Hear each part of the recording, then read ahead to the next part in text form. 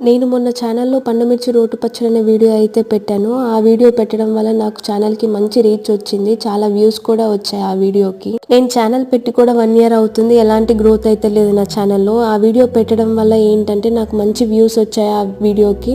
Plus చాలా మంచి support కూడా వచ్చిందనమాట. నాకు పండుమిర్చి పచ్చడి ఎలా చేయాలో తెలీదు. మా పక్కింటి అవ్వనైతే పిలుచుకొచ్చి పచ్చడి అయితే దంచిచ్చుకున్నాను అనమాట. నాకు దీనికి చాలా కామెంట్స్ వచ్చాయి. రోల్ తడిగా ఉంది, పచ్చడి నిలవ ఉండదు, అవ్వకి డబ్బులు ఇవ్వండి. ఇంకొకరైతే దాని మొహానికి కొలత ఏం లేదు, చేతికి ఎంత వస్తే అంత వేయడం అని అయితే కామెంట్ చేశారు. పెద్దవాళ్ళకి అనుభవం ఎక్కువ ఉంటుంది కాబట్టి దేనికి ఎంత పడుతుందని వాళ్ళకి కొలత అవసరం లేదు, అందాజుగా వేసేస్తారు. పచ్చడి టేస్ట్ అయితే చాలా బాగునింది. నాకు ఆ కామెంట్ చూసి ముందు చాలా బాధేసింది. దాని మొహానికి అని ఏంటండి, రెస్పెక్ట్ ఇవ్వండి, పెద్దవాళ్ళు కదా, ఆవిడికి ఎంత వేయాలో తెలియదని కామెంట్ చేసి ఉంటే బాగుండేది. అవ్వకి డబ్బులు ఇవ్వమని అయితే అన్నారు కదా, నిజంగానే నా ఛానల్కి సక్సెస్ వచ్చి నాకు డబ్బులు వస్తే ఖచ్చితంగా అవ్వకైతే డబ్బులు ఇస్తానన్నమాట. Thank you.